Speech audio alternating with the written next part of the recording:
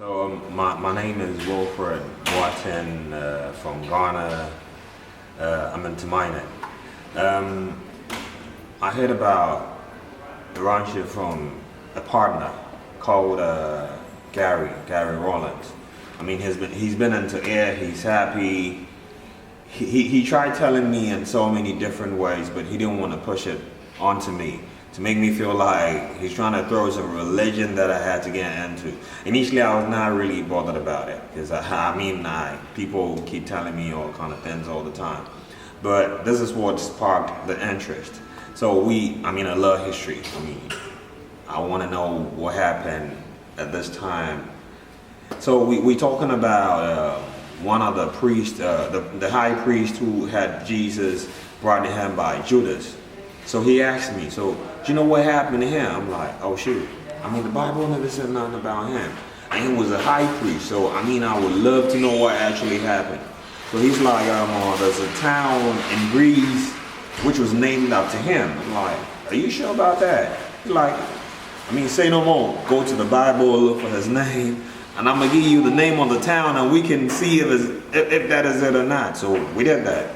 We went to the Bible, checked out in Greece, and hey, it was it. So we checked out the history books, and it said that the priest was supposed to go to Rome because he had been summoned by what that dude's name from Rome.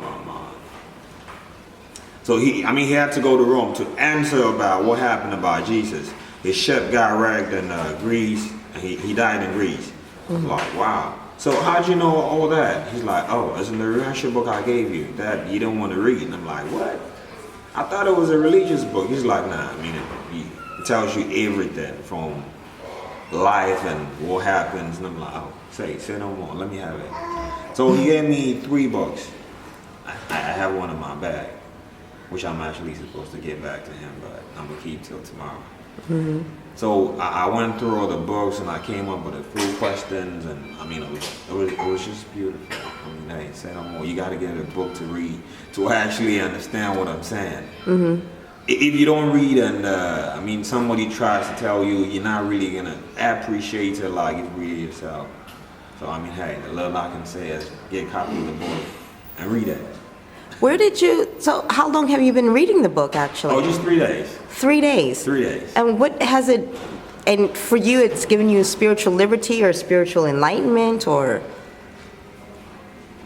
It takes you from the level of being all this religiousness to a level of actually understanding and appreciating the world in a different way, in a different perspective than you did before. Mm-hmm. Knowing that it's not all cooked up like the Bible says it, and it makes a lot of sense because it tells you all about what happened to Jesus and Muhammad.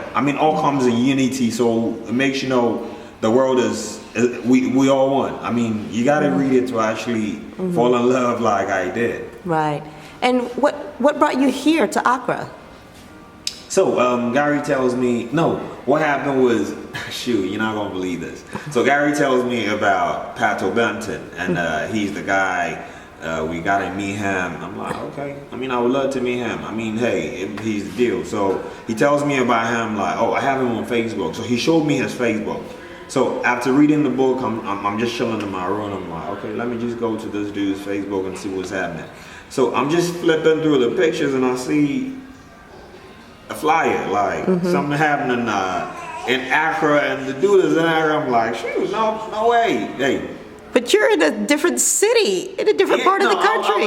I was in the internet and Facebook. I'm like, hey, did you just see that? I'm like, how did you get that? I'm like, hey, on the internet, man. He's in Ghana. Oh, Wilfred, we gotta go see him. I'm like, oh, hell yeah. Tell them they should keep doing whatever we're doing, man. We'll be back. So we gotta go see him. But unfortunately, we had to go through a lot of hustles. But it's funny, check this out. So my car battery is strong, it's new, but for some reason it gave out. We couldn't come. But 3 times, any place the car stopped, we had someone who had parked the car just right there. Gary tells you, it was funny. All the time. So, we had help. 3 jump starts along the way. It was like somebody had been there waiting for us for the car to break down so he can help us. And that's how we got here. Wow. I mean, without that, we couldn't. No way. We even thought, I mean, we was like, okay, we might not make it. I mean, we was lucky this time. We might not get lucky the next time. So we find a hotel and sleep if that happens. But when it stopped again, I'm like, oh shoot, look at that dude. Car's open, maybe probably broken. So I went, I'm like, yes sir, we have a problem with the car. He's like, oh, say no more. Take my battery, if the battery, I'm like, oh shit, how'd you know my battery? Hey, I mean, let me not say nothing. Let me go jump start and I'll be back. And this is how we got to Accra. I mean, wow. It was a miracle on its own, but we're here. Nice. Are you from here? Are you from Accra? My mama from Ghana, my dad from UK, but my people stay in Chicago, Illinois. So I mean, I go in and come back, but I work in Ghana, so I mean, to mine, about 80% of the time I spend in Ghana. Nice to meet you. What's your name again? Wilfred Watson. Wilfred Watson. Beautiful. Thank you. Thank you too.